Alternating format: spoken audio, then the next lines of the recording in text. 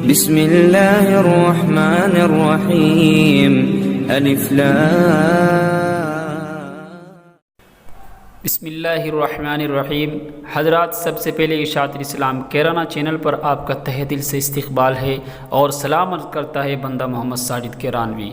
دوستو، ہم چینل پر شروعات کر رہے ہیں ایک ایسی کتاب کی جو آپ کی زندگی کے ہر شعبے میں آپ کی رہنمائی کرے گی، جو بڑی بڑی فقہ کی کتابوں کا نچوڑ ہے، جو اس دور کفر اور بے دینی میں لہو و لعب سے نفرت اور نیکی اور سچائی کا راستہ بتائے گی، جو یوم پیدائش سے مرنے تک دین کو مضبوط، عقائد کو پختہ، ایمان کو مستحکم اور جسم و روح کو روشن اور منور بنائے گی۔ یہ کتاب تقریباً 2000 مسائل پر مشتمل ہے اور یہ کتاب ایک ایسی عظیم ہستی نے لکھی ہے کہ جن کا نام نامی ہے حکیم الامت محقق دورہ حضرت علامہ اشرف علی صاحب تھانوی رحمۃ اللہ علیہ۔ کتاب کا نام ہے دین کی باتیں۔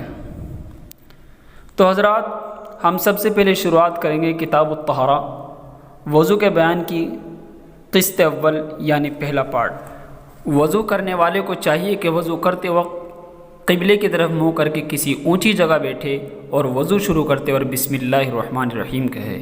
سب سے پہلے 3 دفعہ پہنچوں تک ہاتھ دھوئے، پھر 3 دفعہ کلی کرے اور مسواک کرے۔ اگر مسواک نہ ہو تو انگلی سے اپنے دانت صاف کر لے، اور اگر روزہ دار ہو تو غرارہ نہ کرے، پھر 3 بار ناک میں پانی ڈالے اور بائیں ہاتھ سے ناک صاف کرے۔ لیکن جس کا روزہ ہو وہ جتنی دور تک نرم گوشت ہے اس سے اوپر پانی نہ لے جائے۔ پھر 3 دفعہ منہ دھوئے، سر کے بالوں سے لے کر ٹھوڑی کے نیچے تک، اور اس کان کی لو سے اس کان کی لو تک سب جگہ پانی بہہ جائے۔ پھر 3 بار داہنا ہاتھ کہونی سمیت دھوئے، پھر بایاں ہاتھ کہونی سمیت 3 دفعہ دھوئے، اور ایک ہاتھ کی انگلیوں کو دوسرے ہاتھ کی انگلیوں میں ڈال کر خلال کرے، اور انگوٹھی، چھلا وغیرہ جو کچھ ہاتھ میں پہنے ہوئے ہو ہلا لے۔ پھر 1 مرتبہ سارے سر کا مسح کرے، پھر کان کا مسح کرے۔ کان کے اندر کی طرف کلمے کی انگلی سے اور کان کے اوپر کی طرف کا انگوٹھوں سے مسح کرے، لیکن گلے کا مسح نہ کرے۔ کان کے مسح کے لیے نیا پانی لینے کی ضرورت نہیں ہے، سر کے مسح سے جو بچا ہوا پانی ہاتھ میں لگا ہے وہی کافی ہے۔ اور 3 بار داہنا پاؤں ٹخنے سمیت دھوئے، پھر بایاں پاؤں ٹخنوں سمیت دھوئے، 3 دفعہ دھوئے، اور بائیں ہاتھ کی چھنگلیاں یعنی چھوٹی انگلی، ہاتھ کی کنوں انگلی جس کو بولتے ہیں، پیر کی انگلیوں کا خلال کرے۔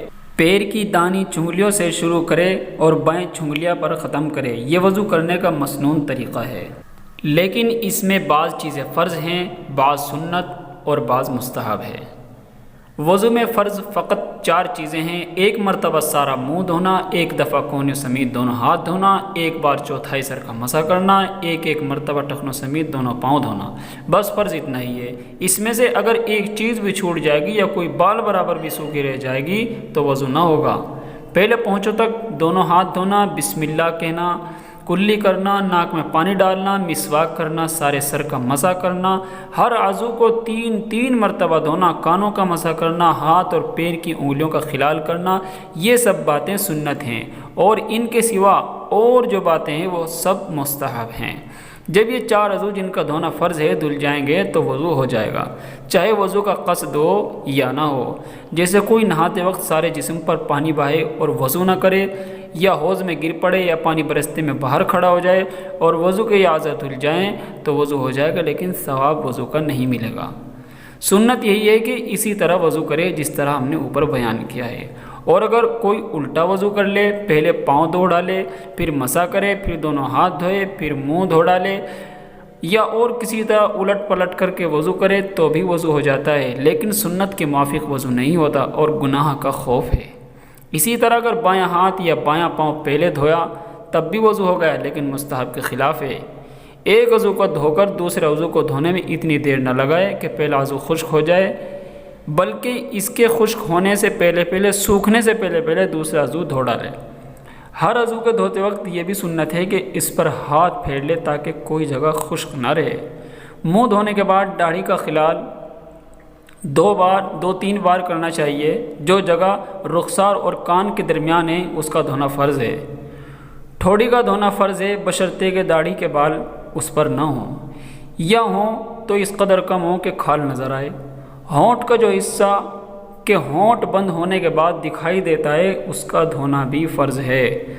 داڑھی یا مونچھیں یا بھویں اگر اس قدر گھنی ہوں کہ کھال نظر نہ آئے تو اس کھال کا دھونا جو چھپی ہوئی ہے فرض نہیں ہے، بلکہ بالوں پر سے پانی بہا دینا کافی ہے۔